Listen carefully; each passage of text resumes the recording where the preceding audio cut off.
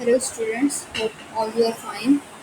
This is your next lecture of economic analysis for managers. We have finished our previous chapter that was about game theory. That was very interesting chapter. We have discussed three games and then we have discussed about the dominant strategy and Nash equilibrium. Today, our next chapter I'm going to start is a manager's guide to government in the marketplace. How the government will intervene to rectify the market if there will be any issues or problems, if there will be the equity and efficiency issue, the government will enter in the market to solve those issues. So this is your next chapter of Michael and Bay book, which I have given to you. I hope so. All the students have access to that book.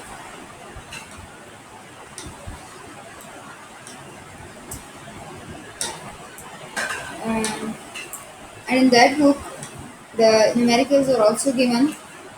And today, I will place another book, Theory and Practice, um, to the Google Classroom.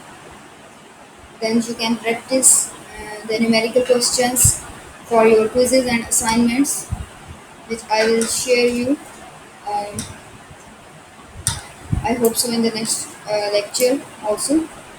So you all know that time is very short, and we're not going to conduct the midterm exams.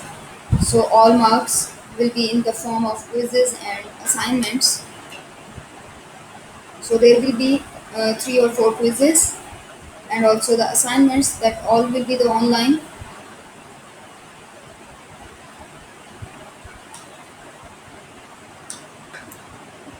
You can submit your assignments on the Google Classroom, and you have to submit on time. That will be probably right for all of you because time is short, and uh, we don't know policy for the final exams till now.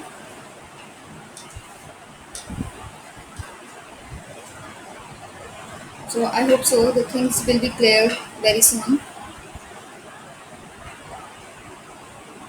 If you have any question or query about the game theory, you can ask. You can ask any question, but make sure all the students they are um, listening the lectures. This is like the online classes. As you know that this is not your live class, and I'm not taking your attendance. But this is the reality of the students if they want to get or they want to educate yourself and they want to pass their exam, so they have to uh, listen all the lectures. So this is all about you. This is not about the teacher because we don't know how many students are listening the lecture or not, but this is on the behalf of the students. They have to listen all the lectures, and from those all the online lectures there will be quizzes and assignments. So make sure you have to prepare for yourself for your quizzes, assignment, for your midterm exam, for your final exam,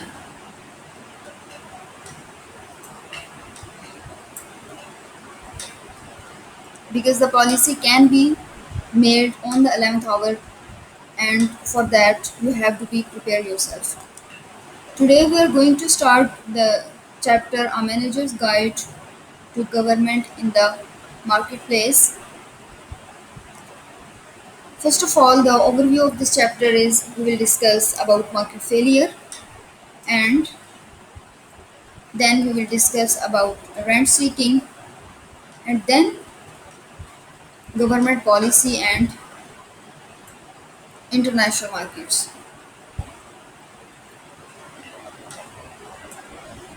So first of all, market failure. We will discuss about market power, externalities, public goods, incomplete information, and the problem of rent-seeking behavior of the producers. For rectifying these problems or the failures, the government will intervene and we will discuss some policies of the quotas, tariffs, and regulations.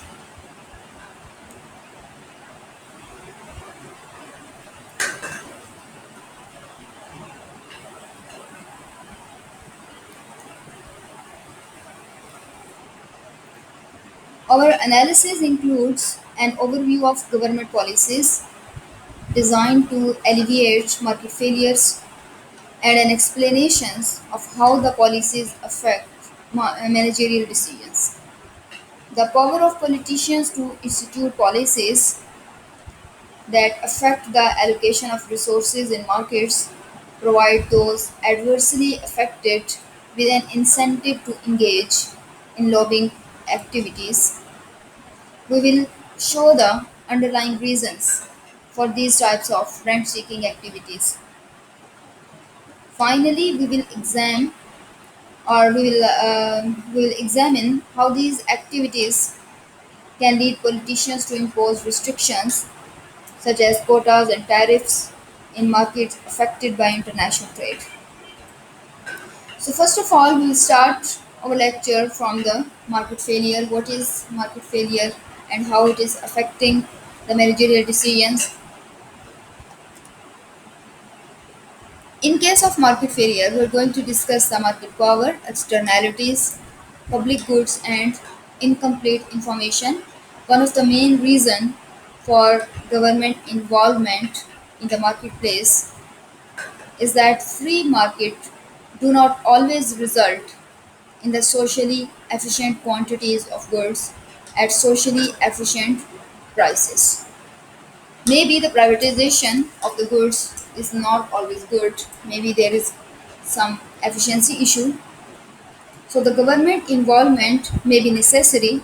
So we will consider why markets do not always lead to socially efficient outcomes and examine how government policies designed to correct the market failures that will affect the managerial decisions. So first of all, we will start by examining market failure due to the presence of market power. And the market power is the ability of a firm to set its price above marginal cost. If you remember, we have discussed in the chapter of perfect competition and monopoly. The basic difference was that in case of perfect competition, there is always efficiency and equity. The efficient resources will be allocated. The customers will not be exploited more.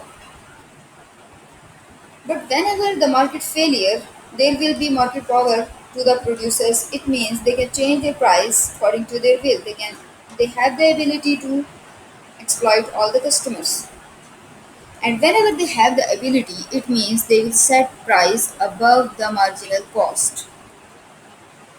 Whenever the price will above the marginal cost, it means this is characterizing or the characteristics of the monopolist.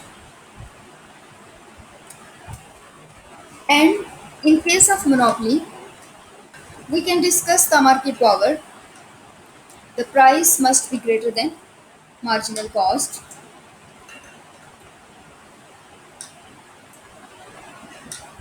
It means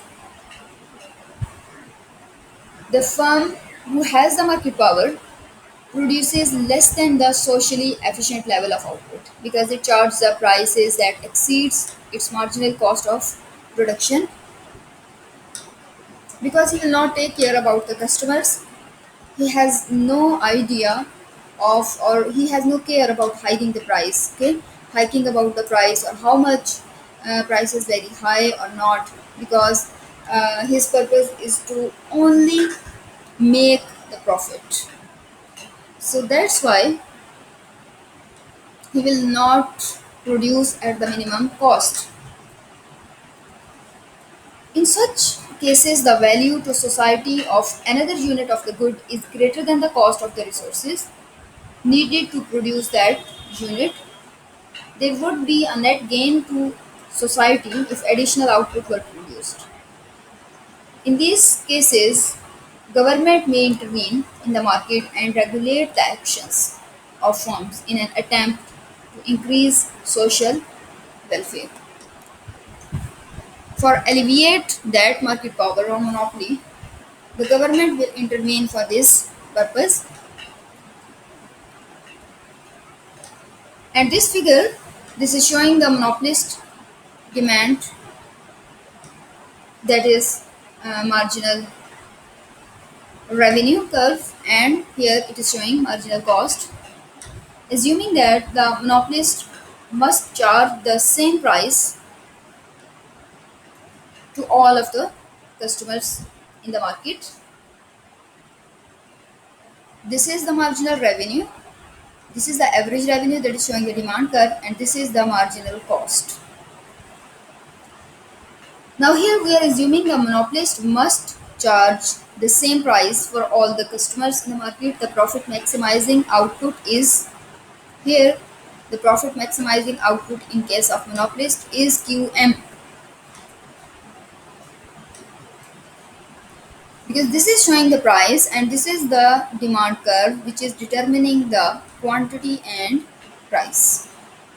As you know, in case of perfect competition, the price will always equals to the marginal cost, and in case of monopoly, the price is greater than marginal cost. So in case of perfect competition, you will draw the line till here, till the marginal cost line, and that will be the quantity of competition or competitive market. And here you will draw the line from the monopolist demand curve, and here this is determining the quantity. Here you can easily see the price is greater than marginal cost, and whenever the price is equals to marginal cost, so here the quantity, and this will be the deadweight loss if we will produce through the monopolist, which is P is greater than marginal cost. But if price is equals to marginal cost, there will be no deadweight loss. And the price or all these units which are sold at the monopolist price, this is PM. At this price, the consumers pay more for the last unit of output than it costs to produce it to the manufactured and sell it. Total social welfare under monopoly is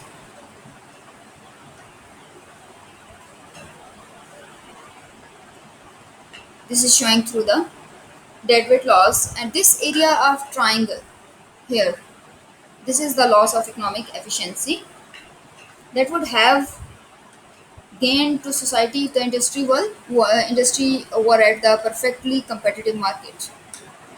But now the factory is not at perfectly competitive market, means price is greater than marginal cost. So it means we are not allocating the resources in an efficient way. And the failure of the market to fully maximize social welfare is due to market power that we are discussing here. The deadweight loss triangle provides a measure of this welfare loss to the society. So now there is a question that we are including or intervening by the government, or the government is going to intervene to alleviate this problem of the market power. And the government, to alleviate this, he will use the or she will use antitrust policy to enact and enforce laws that restricts the formation of policies. And the rationale for these policies is that by preventing monopoly power from emerging, the deadweight loss of the monopoly, This is the deadweight loss of economic efficiency that occurred due to the price charged by the monopolist. If that price were by the perfectly competitive firm, so there was no deadweight loss because there was the economic efficiency and equity. But in case of market power, there will be too little output, price exceeds the marginal cost, and deadweight loss. In some cases, however, the presence of economies of scale make it desirable to allow the formation of a monopoly. In these cases, government attempts to reduce the deadweight loss by regulating the price charged by the monopolist. We have discussed about the natural monopoly and that been occurred by determining the economies of scale.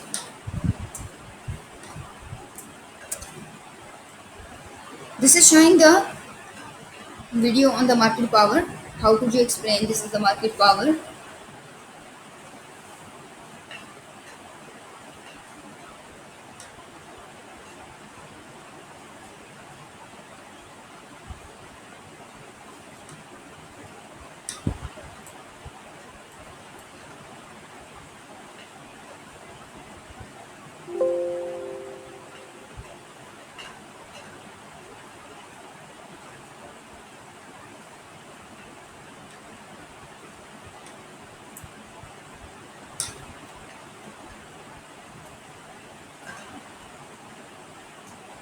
Hi guys, and welcome to Cultonomics.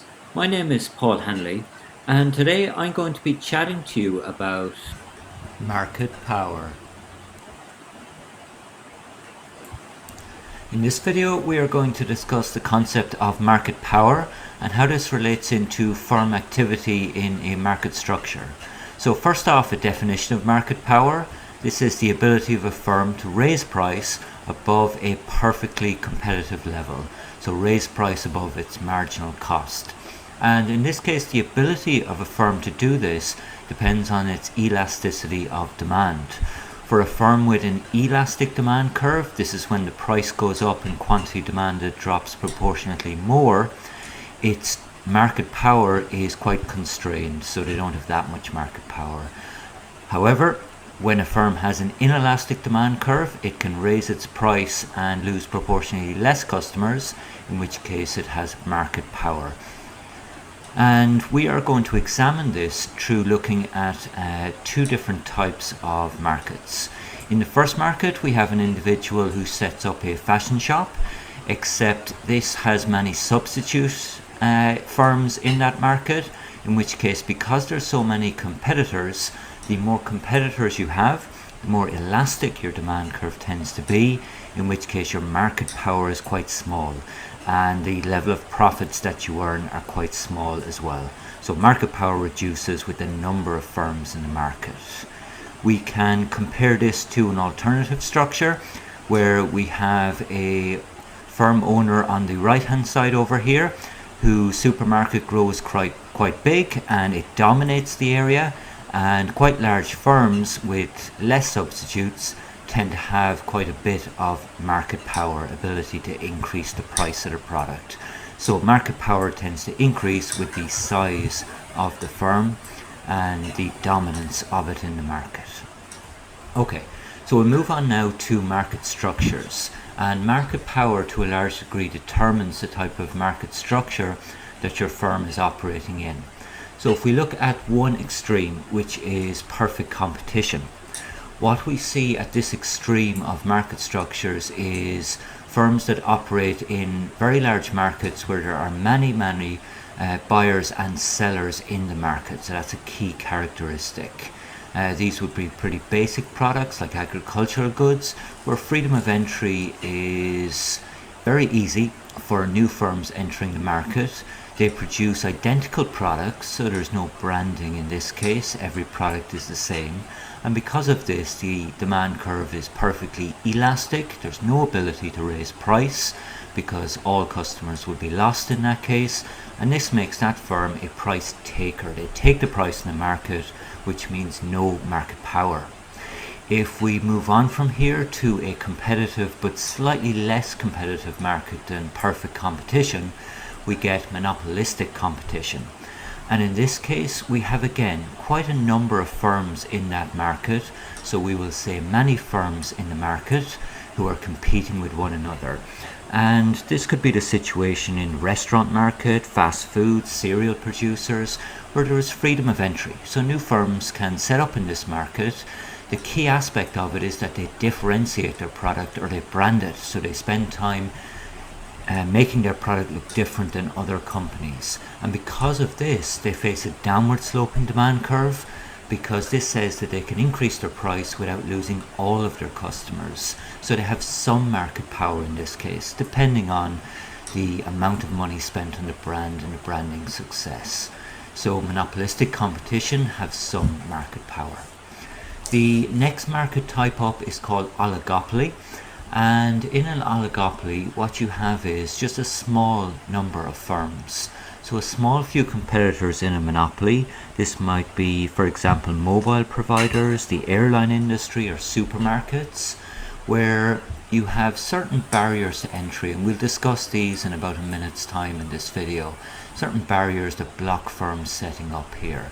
We also have, because there are a small number of firms, interdependence. They undertake strategic behavior based on what the other firms are doing. So they react to one another in terms of pricing and so on. This gives it a kink demand curve if it's a competitive oligopoly, or a downward sloping demand curve if it is collusive, if firms operate together.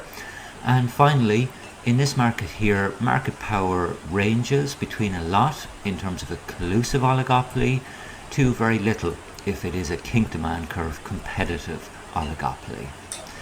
Finally, we will move on to the opposite extreme, where market power is the highest, and this is called a monopoly market structure. And a monopoly is a market structure with just one firm, or one very dominant firm, operating in this market. So this could be Irish Rail, or big railway company. It might be Facebook in terms of social media, where you have dominance. You might have smaller companies, but one big firm is dominant. The reason that they're dominant usually is pretty large barriers to entry, and we'll be looking at this quite soon.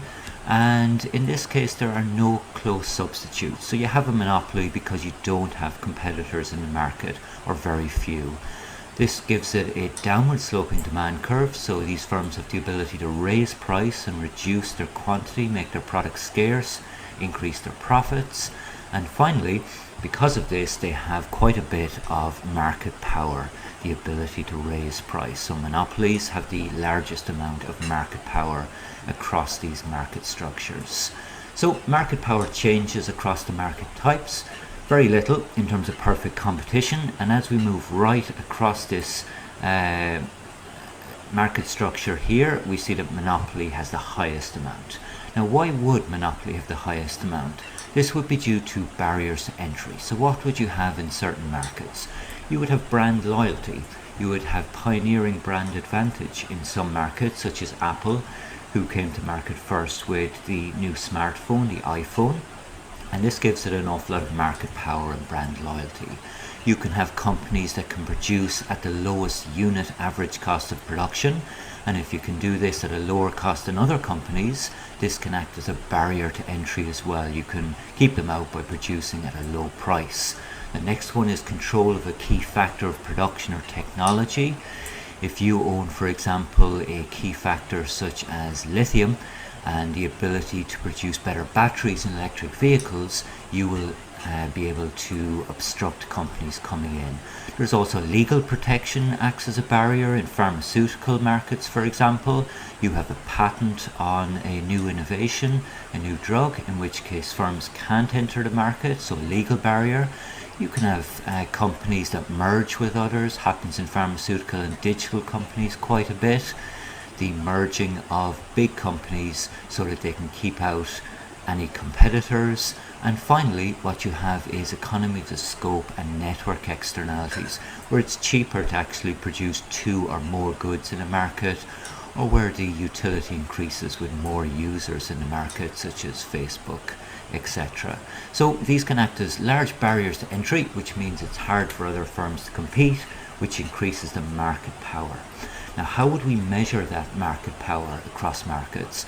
We call this measurement device a Lerner index, and what it is it compares the price for product, the selling price, to its marginal cost, MC, and we divide that by price. The larger the divide between price and marginal cost, the more market power a firm has. So markup of price over marginal cost is market power, and this goes away from allocative efficiency. So the higher the price over marginal cost, the less efficient the firm is. I hope you call back to Cultnomics soon. Bye for now.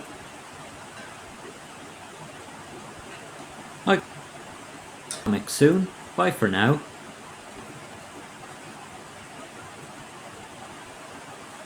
So, different markets has been discussed here, and from these different markets we have discussed the monopolists have the highest market power, as I have discussed here, that we are discussing the case of monopolist. Whenever we talk about the monopolist who has the highest market power, and in case of perfect competition there is no market power, and in case of monopolistic they have slightly market power than the perfectly competitive market, and oligopoly they have the market power bigger than the monopolistically competitive market. And then we have discussed the monopoly. They are reducing the price greater than marginal cost. They will exploit the customers, and we have discussed the reasons why they have bigger market power. For reducing that market power, we are using the antitrust policies that are designed to keep firms from monopolizing their markets. Antitrust policies that used to eliminate the deadweight loss of monopoly by making it illegal for managers to engage in activities that foster monopoly power, such as price fixing agreement and other collusive practices. For this purpose, there are some antitrust policies have been used that administered by the DOJ and FTC, and their goals were to eliminate the deadweight laws of monopoly and promote social welfare, and make it illegal for managers to pursue strategies that increase or enhance the monopoly power. For this purpose, that Sherman Act of 1890 has been used to monopolize, or that prohibiting the monopolize or attempts to monopolize a market. There has been other acts also been used. Um,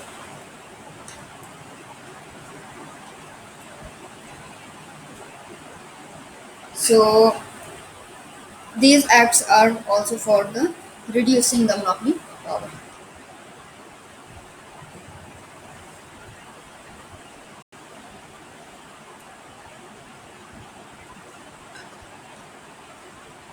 As companies like Facebook, Amazon, and Google dominate the tech market, we're hearing familiar words like antitrust and monopoly being thrown around. What do they mean? People usually associate monopoly with the game, but it is when a person or enterprise gains complete control of a commodity or service in a particular market. Antitrust doesn't have the same pop culture notoriety.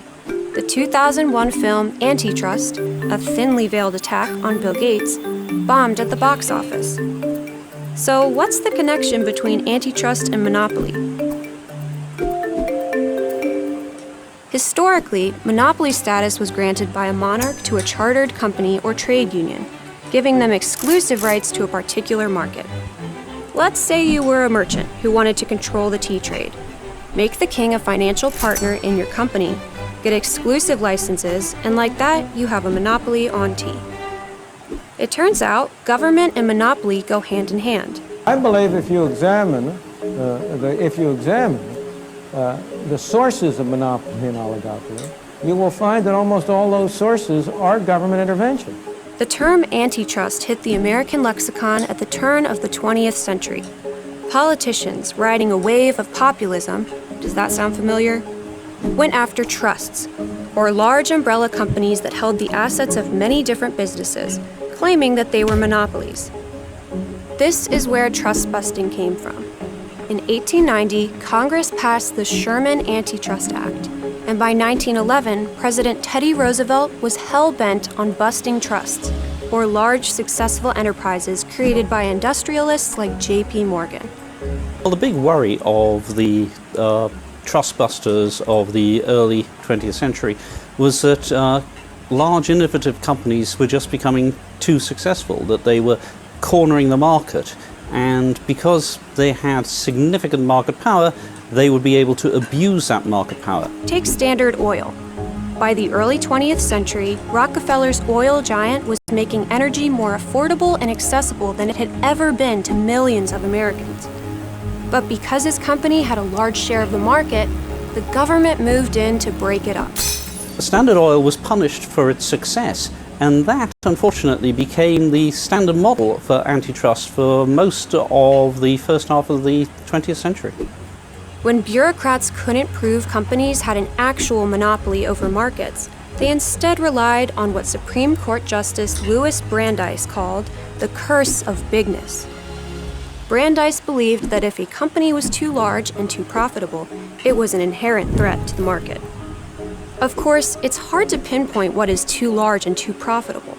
So by the 1980s, most regulators adopted the Consumer Welfare Standard, which says that a company's size or success doesn't matter, as long as consumers aren't hurt.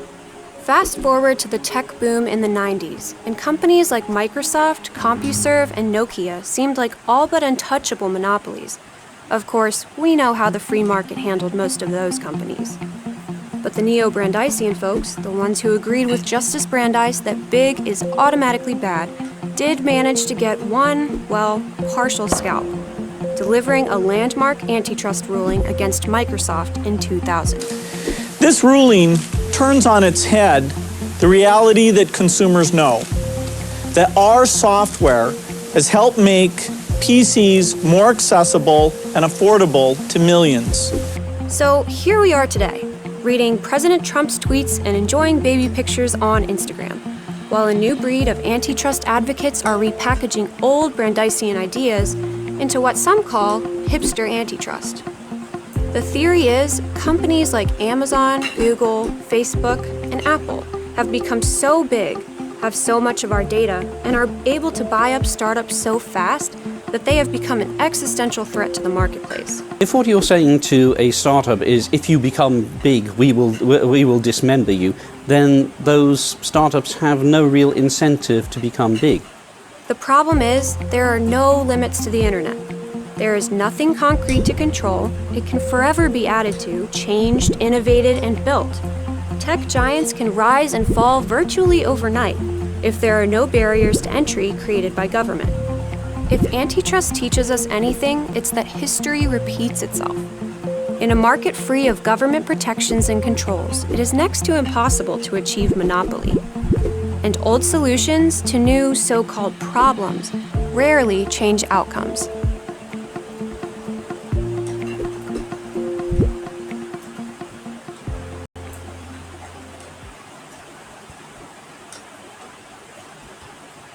As companies like Facebook, Amazon, and Google dominate the tech market.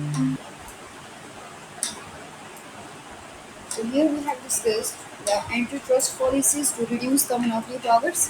Whenever the trust of the companies has been busted, so these antitrust policies by the government has been used.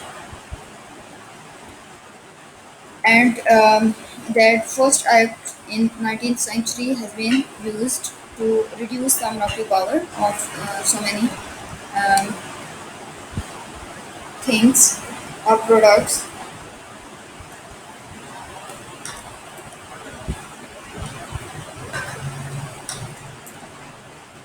The next lecture we will discuss about the other market failures, about the externalities of the goods, incomplete information, and the government policies, how to reduce these issues